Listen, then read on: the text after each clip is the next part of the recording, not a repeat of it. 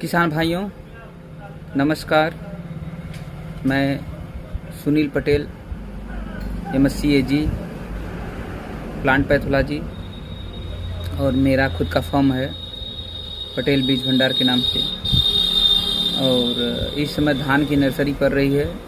तो किसान भाइयों से हम ये सुझाव देना चाहेंगे कि किसान भाई इस समय जो भी नर्सरी डाल रहे हैं, तो नर्सरी जो डालने का उनका समय रहना चाहिए, शाम की समय डालें और शाम के ही समय जो है वो जो है अपने सिंचाई करें।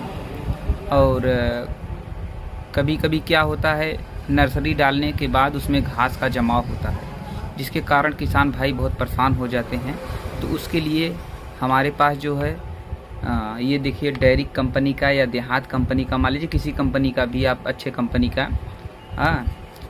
पाइराइजो सल्फ्यूरान इथाइल 10% WP के फॉर्म में आता है, जिसका उपयोग करने से आपके खेत में खरपतवार नहीं उगेगी। और किसान भाइयों से ये कहना चाहेंगे, गर्मी ज़्यादा है, इसीलिए आप अपने खेतों में नर्सरी के समय ज़्यादा खाद का प्रयोग न करें। केवल कुछ दीमक के लिए, जैसे पिप्रोनिल 3% या पिप्रोनिल 6% आता है, उसका इस्तेमाल कर लें।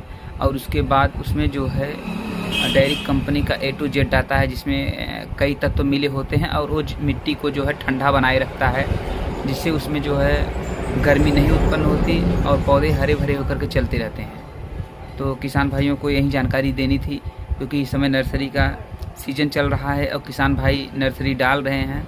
तो इस समय नर्सरी में जो है टेम्परेचर को देखते हुए किसान भाइयों को हर जो बातें हैं, सीड डालने से लेकर के उसकी तैयारी तक, तो किसान भाई थोड़ा सा इसका ध्यान देंगे। और किसान भाइयों से एक निवेदन और है कि जब वो नर्सरी डालते हैं तो उस खेत का चुनाव करें जिस खेत में लहसुन या प्याज की खेती न हुई हो, क्योंकि लहसुन और प्याज के खेत में बहुत गर्मी होती है। आप कैसे भी करके अगर नर्सरी डाल देते हैं उस खेत में, तो आपकी नर्सरी पीली ज़रूर पड़ जाएगी। आप कितना भी दवा, कितना भी जो है रोकथाम उसको कर लीजिए। तो किसान भाइयों, अगर मेरी बात अच्छी लगी हो तो लाइक और कमेंट ज़रूर करें। धन्यवाद।